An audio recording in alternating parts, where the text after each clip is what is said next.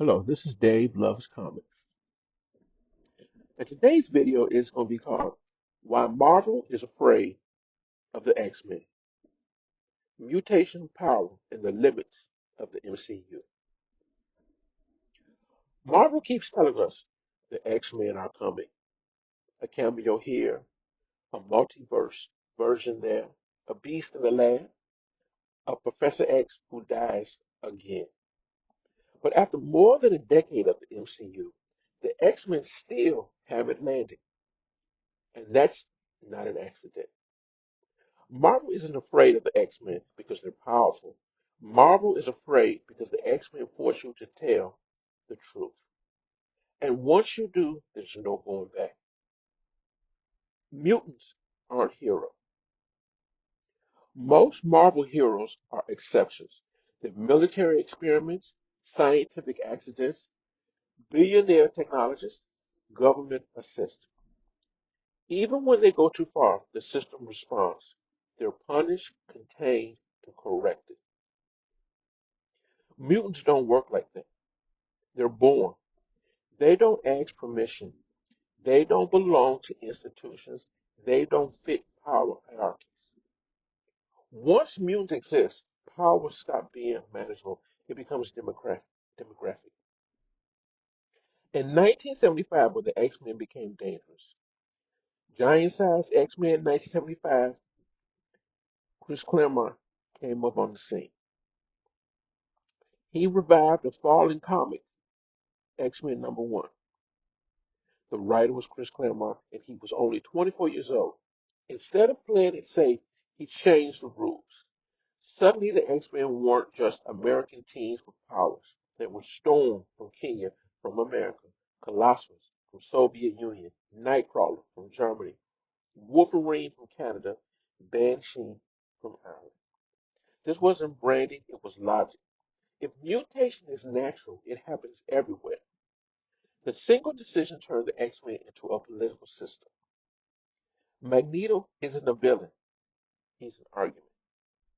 Claremont didn't just add diversity, he, he created him as a Holocaust survivor in 1981, and that changes everything. Magneto isn't evil, he responds to history. You don't punch that way, you don't redeem it in Act 3. Magneto isn't a boss fight, he isn't a video game character, he's a philosopher, physician. And the MC doesn't resolve philosophy, it resolves threats. Wolverine. Wolverine from all of the movies, Fox understood fear and that broke the ensemble. Everything was around Wolverine. Wolverine in the Fox films, he did the time traveling instead of Kitty Pryde. Jean orbits around him. Storm reacts to him. The world reshapes for him. You know, Rogue was in love with him as well. But that's not X-Men. That's a solo franchise wearing a team uniform. Marvel knows repeating that would kill trust instantly, so they stop. Animation got it right twice. The X-Men 1992 series and the X-Men 97. The 1992 animated series worked because it kept the ensemble intact.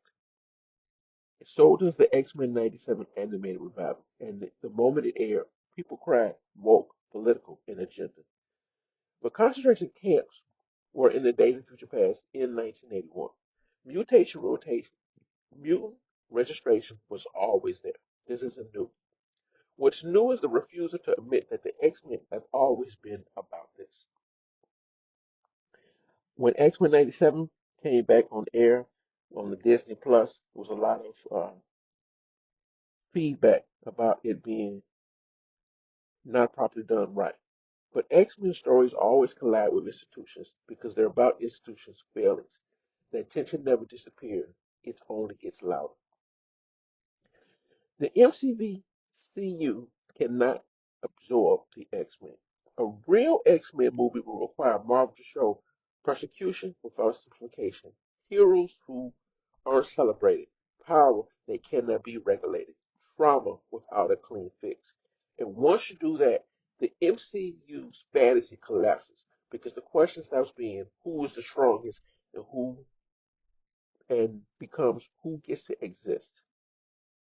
Marvel keeps dangling the X-Men because dangling is safe than committing.